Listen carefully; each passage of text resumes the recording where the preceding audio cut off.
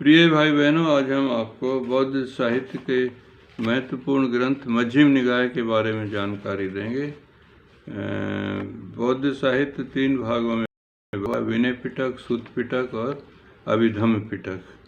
सूत पिटक का ये मध्यम निकाय महत्वपूर्ण ग्रंथ है, जिसमें हमें उस समय की बुद्धकालीन समय की इतिहास की जानकारी मिलती है, भूगोल की जानकारी मिलती है, सामाजिक ज्ञान की और धार्मिक ज्ञान की और स्थानों की जानकारी मिलती है। स्थानों में जैसे उस समय इंद्रप्रस्थ था, मथुरा था, वेरंजा था, कोसी था, गंगा क्षेत्र था, बुलंदखंड था, बनारस, मिर्ज़ापुर, बोध गया। तो इस प्रकार उस समय के हमें शासकों के बारे में, शासन किन किन का था उसके बारे में ऐतिहासिक जानकारी, कौशल नरेश के बारे में जानकारी मिलती है, राजा प्रसन्नजीत के बारे में, उनकी मल्लिका के बारे में, उंगली माल डाकू के बारे में जानकारी मिलती है, वैशाली राज्य की जानकारी मिलती है, लच्छवी राज्य की, मगध राज्य की, राजा बिंबिसार की, राजा प्रसन्नजीत की राजाओं की जानकारी मिलती है, व्यापारियों की, विदेही और अंगुत्रप जैसे बड़े व्यापारियों की जानकारी मिलती है। इसमें 152 सूत्र है। इस ग्रंथ का नाम मध्यम निकाय इसलिए रखा है कि इसमें बीच के साइज के ग्रंथ है भगवान के। जो ज़्यादा बड़े ग्रंथ थे उनको दीघ निकाय में रखा गया। जो बीच के साइज के थे 152 ग्रंथ, उनको इस ग्रंथ में रखा, इसलिए इसका नाम मजले है। और 152 में ग्रंथों के इस ग्रंथ में को 3 भागों में बांटा गया है। एक में 50, फर्स्ट भाग में 50 लेक्चर हैं, दूसरे में 50 हैं और तीसरे में 52 लेक्चर रखे गए हैं।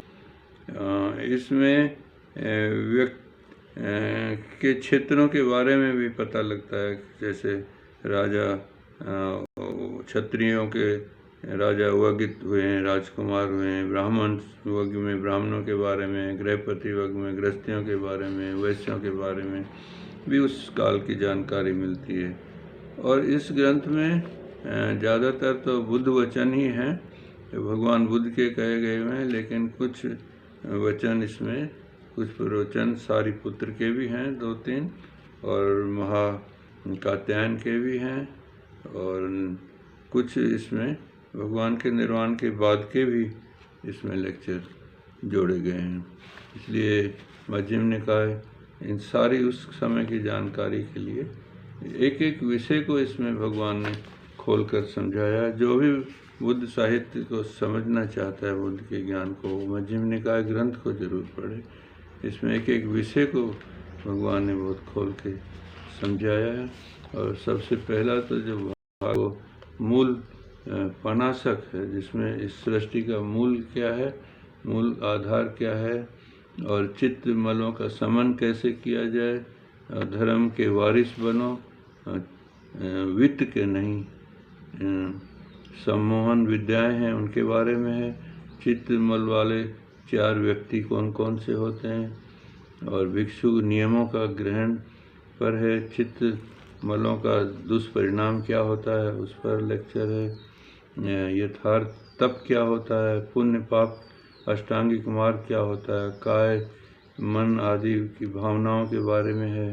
ये पहला भाग है 10 लेक्चर में। दूसरे भाग में उपादान और आसक्ति का त्याग कैसे करें, प्रतीत समुद्र के बारे में ज्ञान है, आहार शुद्धि के बारे में है, भोगों का क्या परिणाम होता है इसके बारे में लेक्चर है, और इसमें भोगों के परिणाम और राजदंड क्या क्या होते थे, भोगों के दुष्परिणाम क्या है, दुर्वचन के कारण उनको हटाने के उपाय क्या है, चित्त की रिद्धियाँ क्या है, कैसा आरण्यवास करना चाहिए, वर्षा विषयों के स्पर्श और उत्पत्ति के बारे में समझाया गया है, संयम कैसे कितने प्रकार के हैं, बुद्ध अपने सर्वज्ञ नहीं मानते, उनकी 3 विद्याएं थी, सुक्ति के उपाय, मतवादों का बंधन, निर्वाणगामी मार्ग, मतवादों का दुराग्रह, इंद्रिय संयम, व्यर्थ और असंतोष, संन्यास, सुकर्मी पुरुष कौन होता है, कुछ जैनों के के बारे में भी इसमें बताया गया है।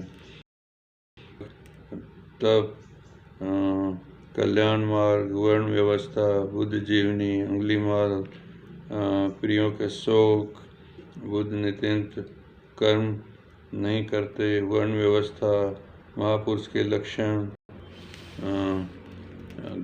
और इसमें 4 तरह के पुरुष बताए हैं। बुद्ध के गुण के बारे में बताया है, वर्ण व्यवस्था में के बारे में है, और वर्ण व्यवस्था का खंडन भी बुद्ध कैसे करते हैं।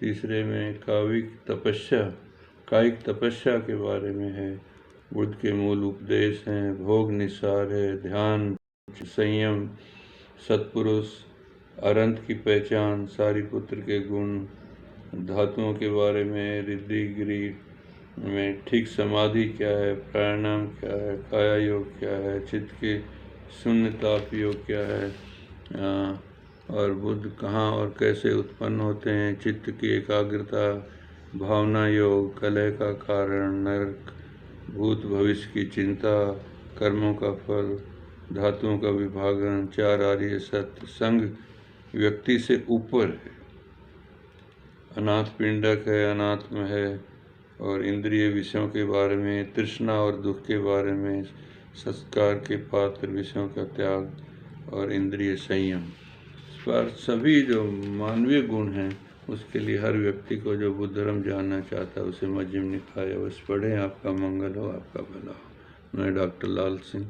फिर आपसे मिला।